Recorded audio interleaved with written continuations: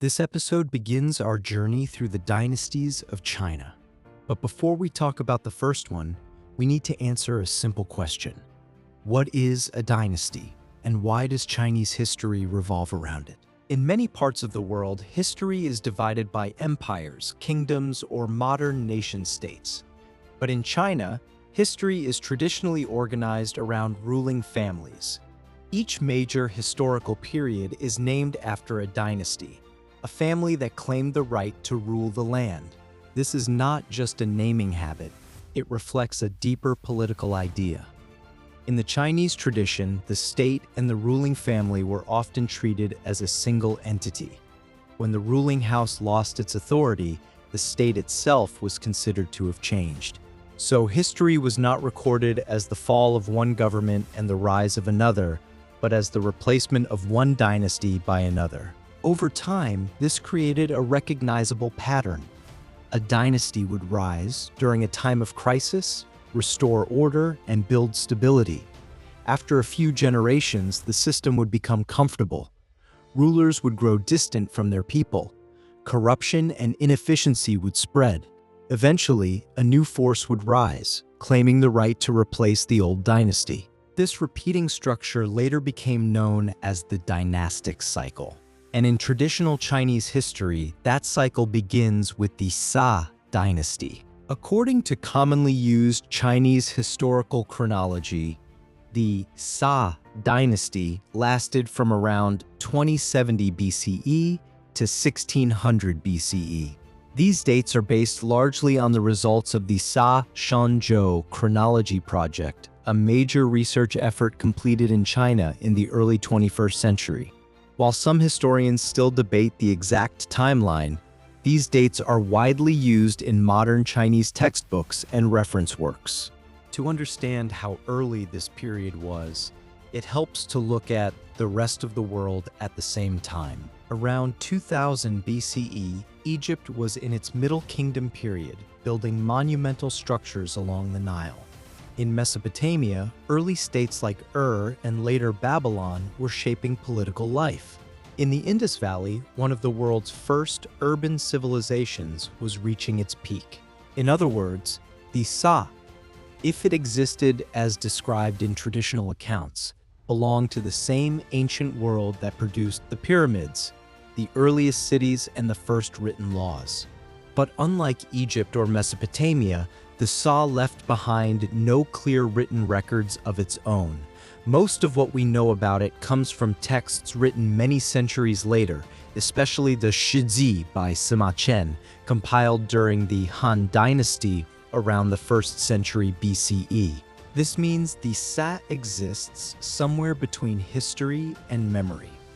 It is part archaeological possibility, part political tradition, and part cultural narrative. Yet even if some details are uncertain, the story of the shack carries an important meaning.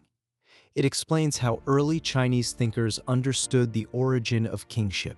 And that story begins not with a palace, but with a flood. Ancient Chinese traditions describe a time when rivers overflowed, farmland disappeared underwater, and social order broke down. In these stories, floods were not just natural disasters. They represented chaos, a world without stable authority or predictable rules. Before the Xia, leadership was said to be based on merit. Legendary rulers like Yao and Shun were remembered as leaders chosen for their virtue and ability, not because they were born into royal families. In these stories, power passed from the most capable person to another capable person. This ideal system is often described as abdication or merit-based succession. Then came Yu, later known as Da Yu. Yu was not chosen because of noble birth. He was chosen because he solved the flood problem. According to tradition, he traveled across the land for years, organizing massive labor projects, cutting channels, and redirecting rivers.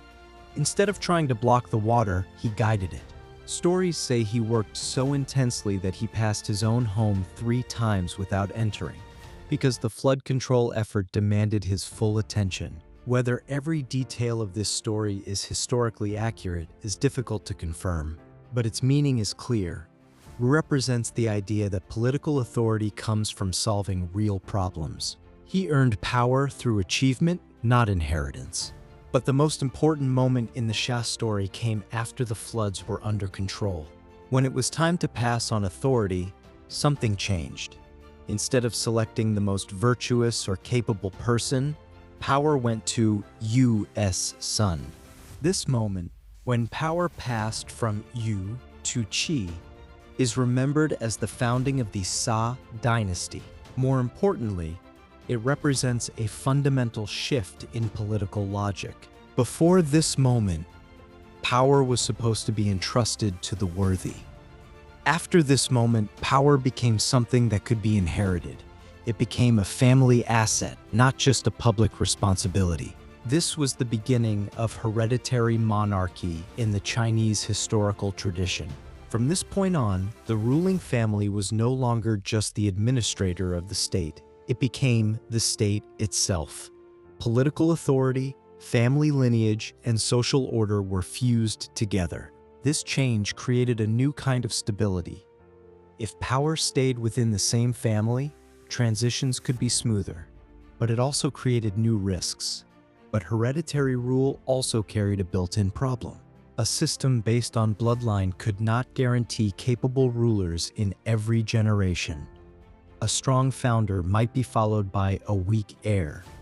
A wise king might be succeeded by someone careless or self-indulgent. At the same time, as a dynasty became more stable, the ruling family often grew more distant from the hardships of ordinary life. Power concentrated within a small group of relatives and court elites. Without strong institutions to correct mistakes, small problems could grow into larger ones. Over time, this created a predictable pattern. Stability led to comfort. Comfort led to detachment. Detachment led to decline. By the time of the last Xia ruler, traditional accounts describe a court that had lost its sense of restraint.